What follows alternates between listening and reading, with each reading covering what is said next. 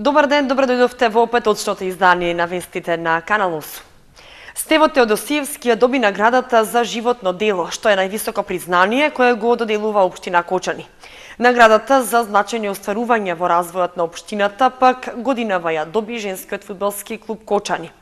Така на работна седница одлучи одборот за доделување награди на општина Кочани. Добро вечер, добро дојдовте во петочното издание на вестите на Канал 8. Стево Теодосиевски ја доби наградата за животно дело, што е највисоко признание кое го доделува општина Кочани. Наградата за значајни остварувања во развојот на општината пак годинава ја доби женскиот фудбалски клуб Кочани. Така на работна седница одлучи одборот за доделување награди на општината. 27 години по смртта, општина Кочани го удостои Стево Теодосиевски со признание за неговата работа и презентирање на градот и општината во земјата и надвор од неа. Со одлука на одборот за доделување општински награди, годинава на познатиот музичар, педагог и хуманист му припадна наградата за животно дело. Ке биде доделена на свечената седница на Советот на општината по повод празникот на градот Петровден на 12 јули. Освен тоа, на работен состанок на одборот се расправало и за наградата за значајни остварувања за развој на општината, за која е одлучено да ја добие женскиот фудбалски клуб Кочани. За првата награда имаше две пријави и двете се однесуваа за истата личност и одборот донесе одлука Стево Теодосиевски да ја понесе наградата за животно дело за 2014 година, додека за втората награда за остварувања во општина Кочани има пристигнато 9 предлози, од кои што по расправата најголем број на гласови доби предлогот за женскиот фудбалски клуб Кочани да ја понесе таа награда, поради тоа што сметаат дека навистина во последната година има значајни резултати и заслужуваат внимание да ја понесат токму таа награда. Освен овие две награди, на состанокот на одборот имало и предлози за доделување на уште едно признание за искажана хуманост. Одборот донесе одлука да поднесе барање до градоначалникот на лицето Милан Гошев, да му се оддаде признание за хуманост поради тоа што многу помогнал во минатогодишната сообраќајна несреќа кај селото Оризари во спасување на децата. Наградата за животно дело е плакета на општина Кочани, а наградата за значајни остварувања за развојот на општината е парична и изнесува 5 просечни плати исплатени во текот на минатата година.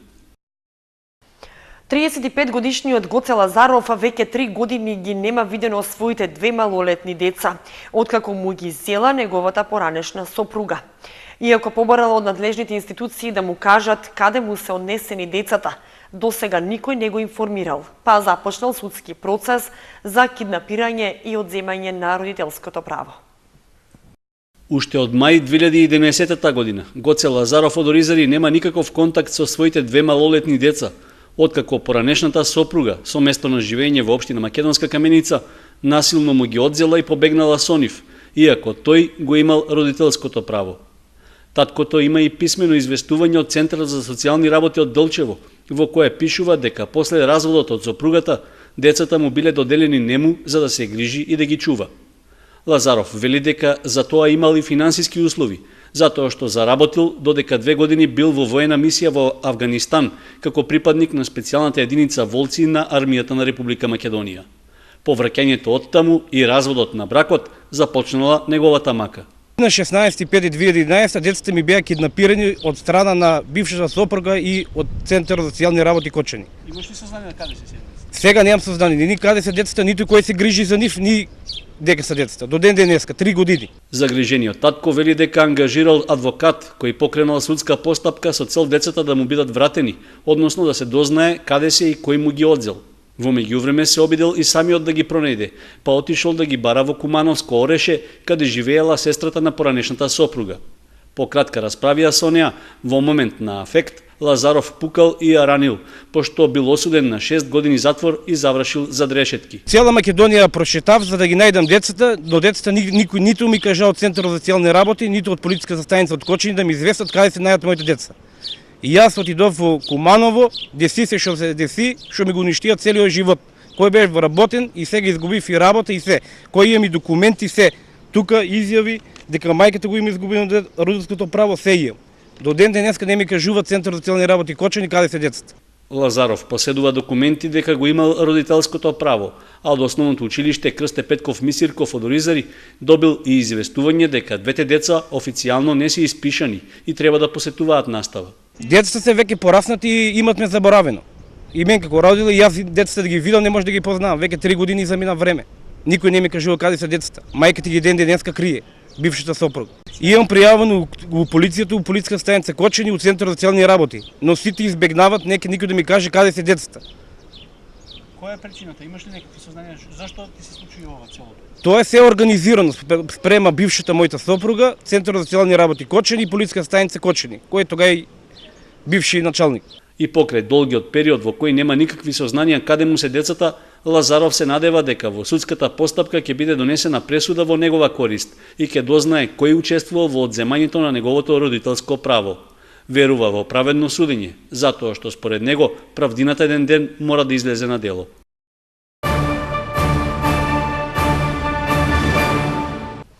Празникот на градот Виница Павловден ќе биде одбележан со повеќе настани, меѓу кои се предвидени отворање на археолошка поставка, концерт на ансамблот Танец, изложба на фотографии за виничани, како и промоција на првиот фотоводич за општината. Општина Виница ја представи пред јавноста детално планираната и изготвена програма за прославување на празникот на градот Павловден. Павловденските празнувања започнуваат на 5 јули со спортски настани, турнири во баскет и пинг-понг. На 7 јули е отворањето на новата археолошка поставка на музеот Теракота. На 11 јули со почеток во 20 часот е концертот на ансамблот за народни песни и игри Танец, што ќе се одржи пред платото на градскиот плоштад Ангел Винички. На 11 јули со почеток во 20 часот е концертот на ансамблот за народни песни и игри Танец, што ќе се одржи пред платото на градскиот плоштад Ангел Винички. Советот на општина Виница на 12 јули со почеток во 11 часот ќе одржи свечена седница на која ќе бидат доделени благодарници и парични награди на ученици кои освоиле високи места на државни и меѓународни надпревари. На самиот ден Павловден исто така ќе биде отворена и изложба на фотографии од луѓето кои го одбележале политичкиот, економскиот и стопанскиот развој на општина Виница во изминатите 7 децении. Исто така во Домот на културата Тошо Арсов ќе биде промовиран и првиот туристички фотоводич за општина Виница под наслов Виница место кое мора да се посети, а ќе биде одржана и Петровденска крводарителска акција што ќе трае во периодот од 10 до 15 часот. Програмата завршува на 13 јули со литија од храмот Свети Архангел Михаил до параклисот Свети Павле на плоштадот Ангел Винички што ќе се одржи во 10 часот и 30 минути. По Кочани и Виница, прва сесија од форумот во Заедниците и во Зрновци. Закажана е за впонеделник во ресторанот Аминта. Со активно учество на форумот во Заедницата во рамки на проектот Управување со речниот слив на Брегалница, граѓаните имаат можност да се вклучат во донесувањето на одлуки за имплементирање на мали инфраструктурни проекти на подрачјето на речниот слив на Брегалница во општина Зрновци. Со нивното учество тие одлучуваат за избор на најприоритетниот проект што ќе биде реализиран за подобрување на инфраструктурата и одржливо управување во областа на водните ресурси. Проектот, како што е познато, е подржан со грант од Швајцарскиот државен секретаријат за економски прашања и со сопствено учество на општините во конкретниот случај на Зрновци. Првата форумска сесија во Зрновци ќе се одржи на 7 јули понеделник со почеток во 14 часот во ресторанот Аминта. Првите форумски сесии неделава беа одржани и во општините Виница и Кочани. Само најдобрите идеи ќе бидат разработени во проекти со кои ќе се аплицира за грантот. Во рамки на втората компонента за изградба на мали инфраструктурни објекти за вода, проектите треба да бидат реализирани до крајот на 2015 година. Споредбено со првиот повик, каде сите општини кои припаѓаат на речниот слив на Брегалница добија по еден проект, во рамки на овој повик ќе бидат избрани најмногу 5 најдобри проекти од сите предлози со кои се надпреваруваат 15-те општини од источниот регион. Финансиската конструкција за проектите ќе се движи во рамка од 50.000 до 500.000 швајцарски франци, а минималното учество на општините треба да биде 16,7% до највисоки 49,9%.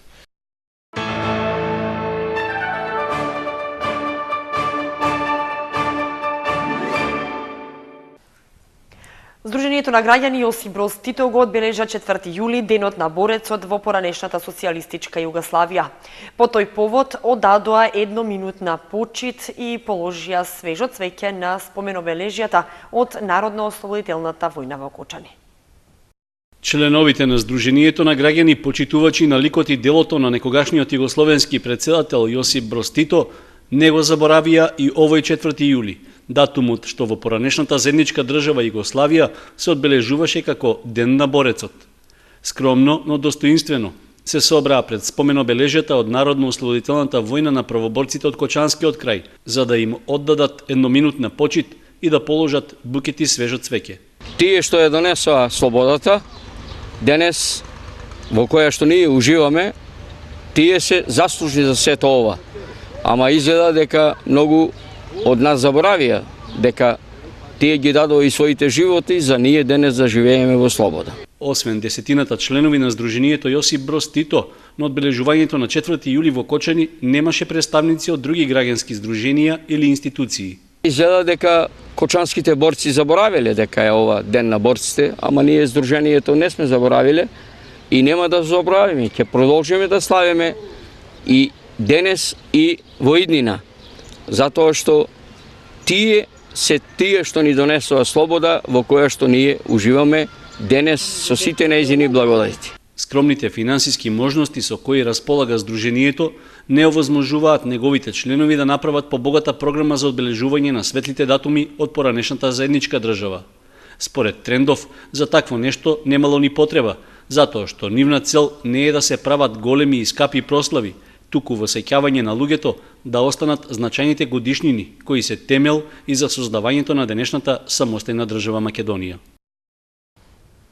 На третиот ден од културната манифестација Петровденски конаци беше представен ликовен перформанс под називот Арт варијации. Делата се создавани од странски и домашни автори, а настанот е најава за уште едно случување што предстои во рамки на манифестацијата.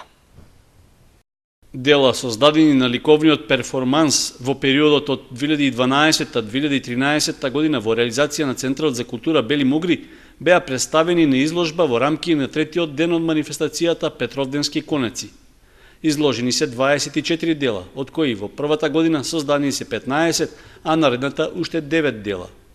Ова се ликовни творби насликани од академски сликари од Србија, Бугарија, Македонија, како и дела од роднокрени автори. И се заблагодарен на Мики, односно Мирослав Трендафиловски Мики, значи виновникот за квалитетот на делата е преточно тој, значи можеби да забележите позади мене имате едно дело создадено од академскиот сликар Васко Ташковски, значи тоа е акварел, значи кој е едно пристојно богатство на Центарот за култура, пристојно богатство на општина Кочани, што едноставно треба да ги краси витрините на не само на Центарот за култура и на општина Кочани.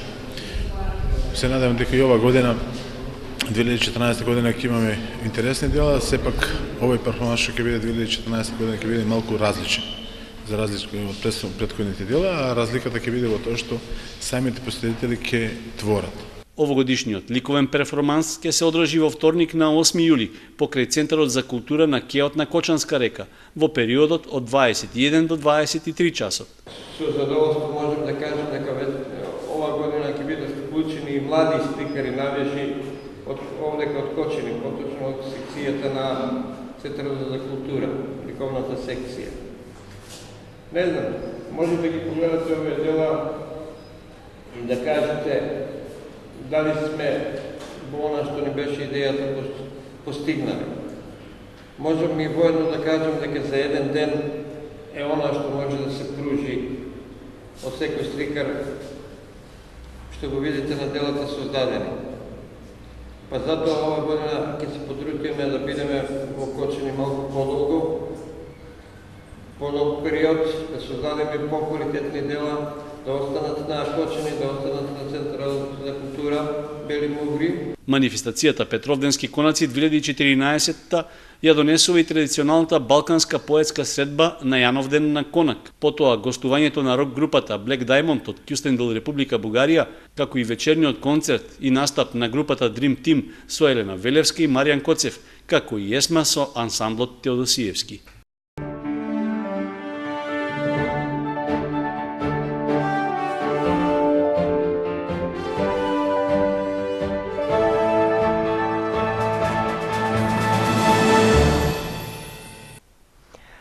Продолжуваме понатаму со спортските информации во вестите. Извршено ждребувањето за Петровденскиот фудбалски турнир. Првото коло ќе се игра в сабота, а финалето е предвидено за 12 јули. Петровденскиот фудбалски турнир годинава се организира по 13 пат. Пријавени за учество се 12 екипи. Предпладнево во салата на Општинскиот совет беше извршено ждребувањето. Турнирот ќе започне од недела, а ќе заврши на 12 во 19:30 часот на спортскиот терен во градинката Павлина Велјанова. Ќе биде финалето. Групата А ја сочинуваат Македонија, Горни Подлог, Европа 92, Кокотекс, Кафе бар Елемент, Кум кафе бар и Аледар. Во групата Б пак се Автоекспрес, Култ, Бели, Весели момци, Пикадили и Балканлукс. Системот е секој против секого во рамки на групната фаза, пошто двете првопласирани екипи од групите ќе ги формираат полуфиналните двојки. Секојдневно ќе се играат 6 надпревари, по 3 на двете игралишта. Почетокот на мечевите е 18:30 на игралиштето кај градинката и половина час претходно на теренот во Сивидом. Општина Кочани, како и секоја година, успеа да обезбеди и награди за најдобрите, ќе бидат доделени награди, ќе бидат доделени признанија, благодарници и се надевам дека со тоа ќе биде празникот збогатен и со спортски надпревар. Вкупниот награден фонд на турнирот изнесува 36.000 денари, пари собрани од уплатата на котизацијата на екипите учесници, што чинеше 3.000 денари. Полуфиналните мечеви на програмата се на 11 јули петок во 18:30 и 19:30. Финалето е на 12 јули, сабота со почеток во 19:30. Еден час претходно е надпреварот за третото место. И уште една информација од спортот. Во духот на светското првенство, фудбал нема да недостасува и на локалните игралишта. Викендов почнуваат и традиционалните линденски спортски игри во Чешиново. Фудбалскиот турнир на годинешните илинденски спортски игри започнува в сабота во 18 часот со надпреварот помеѓу Чешиново и Бање. Во недела се среќаваат Пишица и Крупиште со почеток во 17 часот и во 19 Соколарци и Караорман. Надпреварите од групната фаза ќе се играат се до 24 јули четврток. На 26 в сабота започнува елиминационата фаза. Во 17 часот е надпреварот помеѓу првопласираната екипа од групата А и второпласираната екипа од четвртата група. Во 19 часот е надпреварот помеѓу второпласираната екипа од групата Б и првопласираната екипа од втората група. Полуфиналните надпревари се закажани за вторник 29 јули. Во 18 часот ќе се сретнат победникот од групата А со победникот од групата 3 и на 31 јули ќе се сретнат победникот од групата Б со победникот од групата 4. Финалниот надпревар традиционално се игра на големиот национален празник Илинден, 2 август со почеток во 17 часот.